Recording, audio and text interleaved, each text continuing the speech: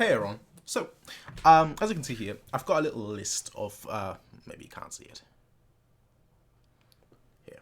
As you can see here, I've got a little list of what I would consider the best Bayern team of all time. And I mentioned it here that, that I'll expand on why I chose each player in a video, and this is the video. So let's talk about the best Bayern team of all time and why I chose the players that I did. Now let's start off from the back. We start with Neuer. Now Neuer is not my favorite goalkeeper of all time, but he's definitely the best goalkeeper of all time.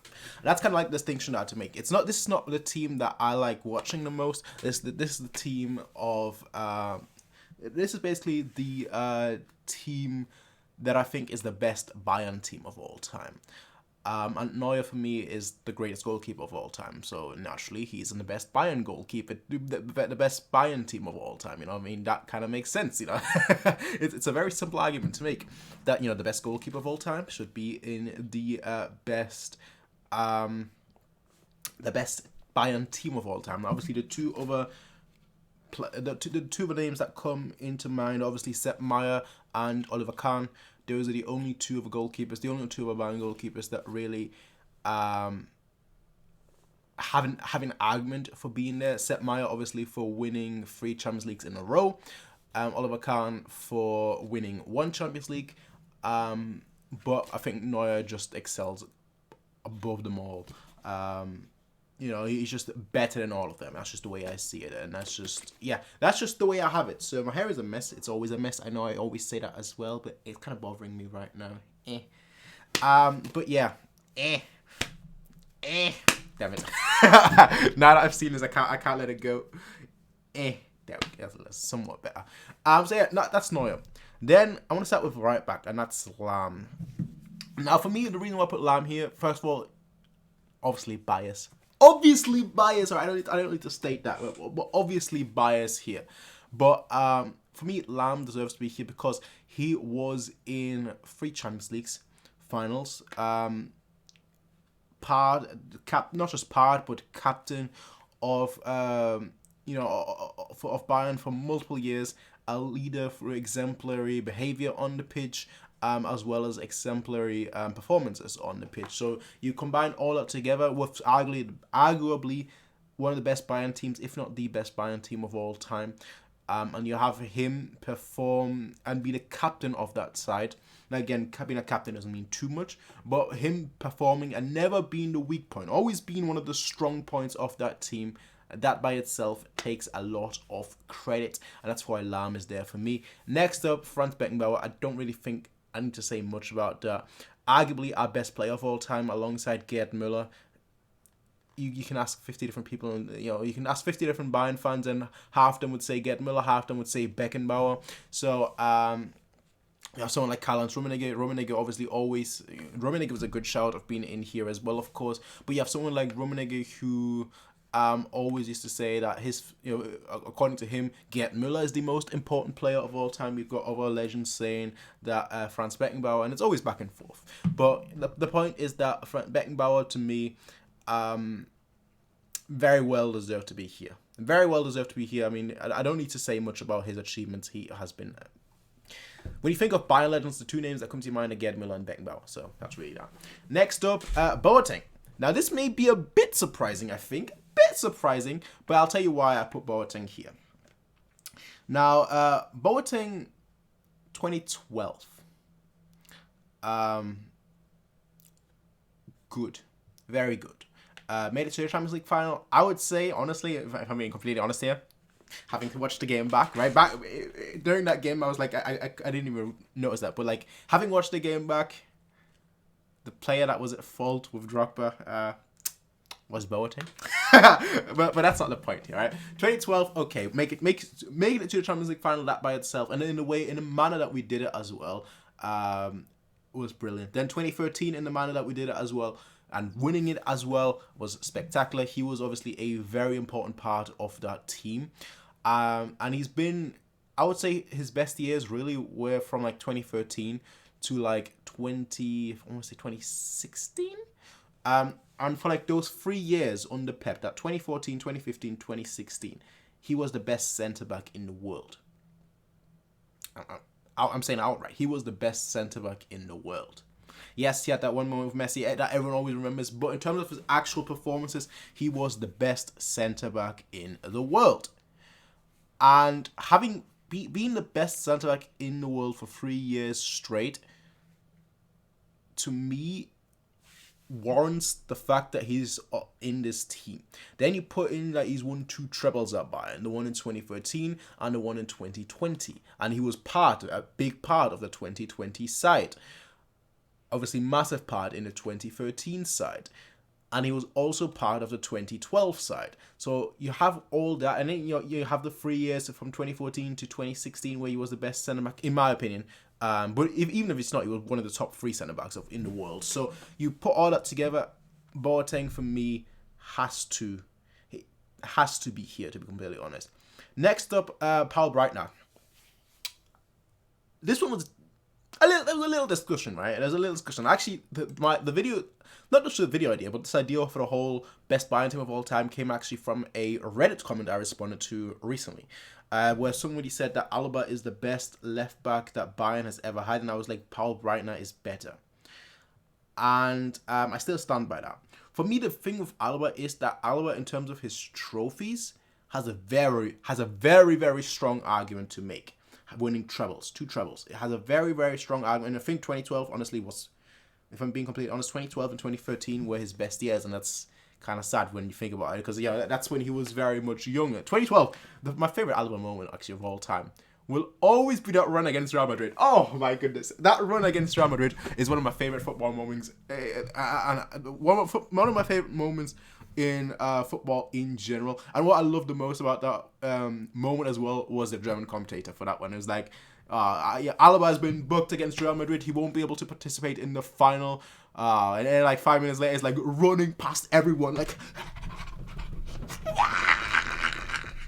just and then lays it off to Robin, and Robin misses the goal somehow. But like that moment, I always look back and I'm like, he peaked. He peaked at like 22 years old. And 2013, it happened, and it's like, all right, amazing. And then he's just been too inconsistent. He has these moments where he's absolutely fantastic, and then he has these moments where he's absolutely terrible. Now, obviously, I'm not talking about like recency bias or anything of that case, because he's obviously not had a good last few months. That's okay, but the issue, like most people, Pavard hasn't had a good last few months. Doesn't bother me, and him wanting to move doesn't bother me as well.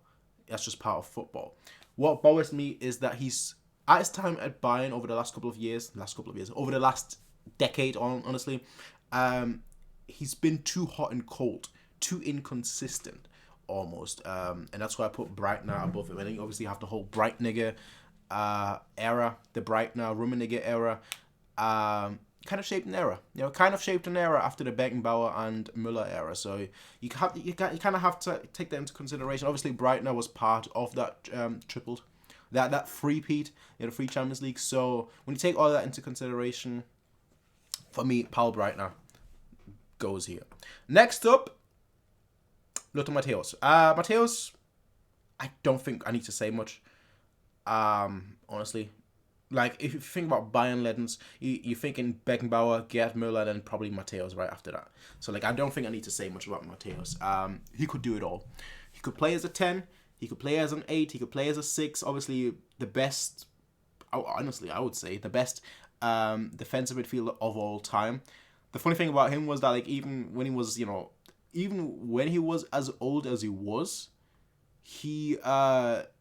still the crucial factor of us getting to the final in 1999. Now, obviously, the one thing about him is that he never won the Champions League at Bayern. I know he never won the Champions League at Bayern, but has he ever won the Champions League anywhere else? Did he win it at Inter Milan? I'm not sure. I don't think so. So he's never won the Champions League as far as I'm aware of him. I didn't actually check that then. But it doesn't matter. But in terms of, like, ability, in terms of just pure ability, and in terms of just importance as well, Lothar Matthäus, easy. I mean, that's an easy one, right? And then I had to think. This was the part where I was like, okay, I'm not actually 100% sure. Effenberg. Now, the two other candidates I had in mind, and I think one of them will shock you. The other candidate I had in mind was Schweinsteiger, which I don't think will shock too many people. But the other candidate I had in mind, I won't even mention him yet, because he still plays football. He still plays football as of right now. And I had him in mind for one specific reason. And I'm talking about Kimmich here, in case you can't tell. I had in mind for one specific reason. His clutchness, I guess that's the best way to call it. His clutchness in finals. I'm not talking about just Champions League finals. Obviously, he assisted Coleman, but I'm talking about just in general in finals. But I think ability-wise, Kimmich just isn't there at Effenberg level yet. I think, actually, funny enough, I think Kimmich resembles Effenberg probably the most. If you look at how Effenberg plays, I think Kimmich really resembles that quite a lot. Basically, like, Kimmich is Effenberg 2.0. I know everyone always likes to say that Kimmich is Lahm 2.0, but I think really Kimmich is Effenberg 2.0. But the thing with Effenberg is that he's had that longer career. He's had, maybe not more trophies, but he's had more diverse trophies. Kind of difficult to say. So I think give it another 5, 6, 7 years, and I think Kimmich could very well replace Effenberg here. Now, Schweinsteiger is obviously the other consideration that you have to take in mind. And 2010, 2012, 2013, won the World Cup 2014. That's all fantastic. And then scored that amazing goal in 2006. I was against Portugal. Yeah, it was against Portugal, right? Yeah, 2006, the World Cup against Portugal. Was it Portugal? Yeah, it was Portugal. It was Portugal. Yeah, for the third place. He scored the amazing goal in 2006. But in terms of performances, right, maybe not performance, but in terms of esteem. Maybe that's the wrong way to phrase it, but like in terms of like value, in terms of like him comparing to every other player around him, and him comparing to players of his age in that era that played football, Schweinsteiger was great, world class. He was world class, but he was never regarded as like top 3 or top 5 midfielder. You know, he was always regarded as like, oh yeah, definitely one of the 10 best midfielders in the world. And you could make an argument for him being, you know, top 5 midfielder in 2013, but he was never in like the top 10 discussion. And there is an argument to make that Bayern players usually get underrated, so on and so forth. But I'm talking about like in general. If you look at performance levels as well, it was never really quite there. Always just a tiny little step below. And that's why I put Effenberg just above him. Obviously, Effenberg has the added bonus of being captain too. One may argue that Schweinsteiger was basically the captain of Bayern, but that's not the point, right? That's not for me. Effenberg just goes ahead of Schweinsteiger and Kimmich. Kimmich is probably the one that people are like, hold on now. But I think you give it another 4 or 5 years, and I think Kimmich, if he wins another Champions League or 2, I think Kimmich has a very good. You could put Beckenbauer in midfield, and to be completely honest as well, because obviously Beckenbauer played a significant portion in midfield. He basically played in midfield. Anyway, next 3: Ribery, Müller, Robben.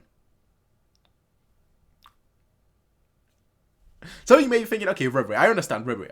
I don't understand Müller. Or some of you may be saying, well, I don't understand Ribery, but I understand Müller. Some of you may be saying, I understand Robben, but I don't understand Ribery. Some of you may be saying, I understand Ribery, but I don't understand Robben. Some of you may be saying, I understand Iron, Robben, and Ribery, but I don't understand Müller. Some of you may say, I don't understand Müller, I don't understand Robben and Ribery. Here's the fact of the matter, right? When Ribery joined Bayern, let's not kid ourselves, we were a banter club. We were a banter club. I hate saying that, but I also love saying that. We were a banter club, all right? We were that kind of club that would not really go far in the Champions League at all. Round of 16, and then we'd crash out, and that'd be that, all right? Ribery joins, I think, 2007? 2008. He joined after the World Cup, the 2006 World Cup, but was it 2007 or was it 2000? I think 2008, and then Robben joined 2009. That's how it was, right? So Ribery joins, right? Immediately better. Brilliant. I'm talking about. Let me talk about all three of these for the same reason. Right? Let me talk about all three of them in the same manner. So I'm gonna group them, all three of them together, because all three of them have something very, very much in common. These three players, right? Ribery, Müller, and Robben, they came to Bayern and suddenly Bayern were competing again. Bayern were in Champions League 2010 Champions League final, 2012 Champions League final, 2013 treble, and even to this day we're still competing. So they are, in a way, they are the reason why we are currently in this good position that we are. Ribery, obviously best player in 2013. I don't care what anybody says. Müller, in terms of Bundesliga assists, he's got the record. All-time assist, he's got the record. Most assists in one season, he's got the record. Goal contribution, over 200. Assist contribution, over 200. He's been pivotal in 2010 when he was a fledgling, when he was a young one. He's been pivotal in 2012 when he even scored the goal in the final. He's been pivotal in 2013. He's been pivotal since then every single year. Yes, he's had some years where he's kind of been less important, but he's always been one of our most important players.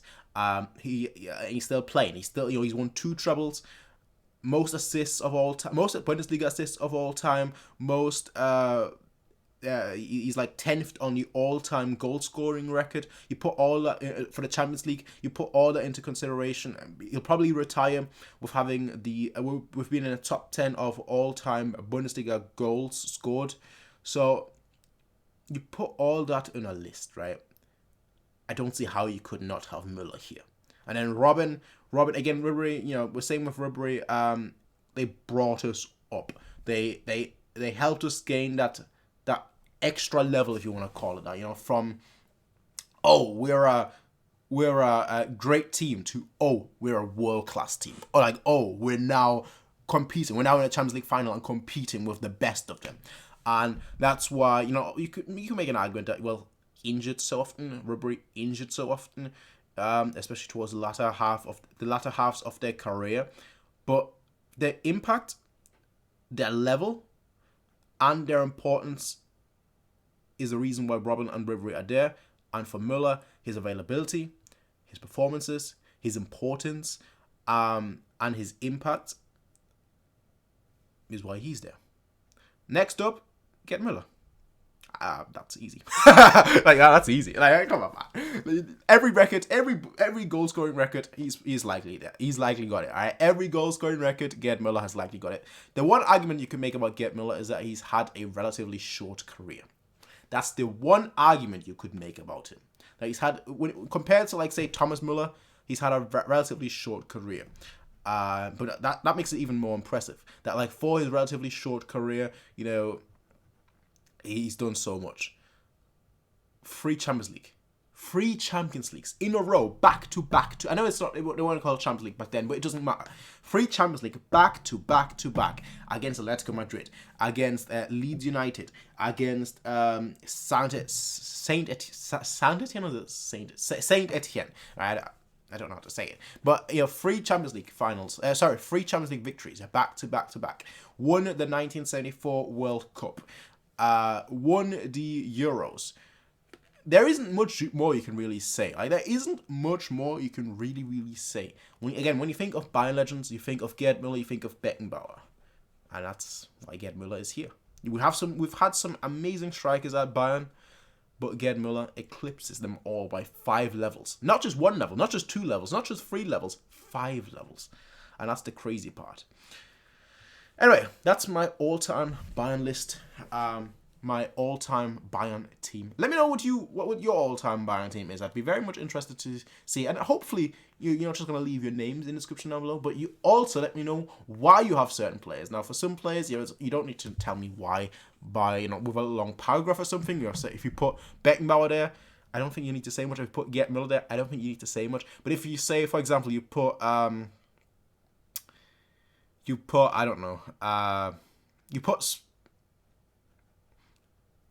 Javi Martinez there, right? No shade at Javi, but let's say you put Javi Martinez there. I want to know why. So let me know what your Bayern team of all time is. I will see all of you in the next one, everyone. Until then, have a nice day. Peace out, and as always,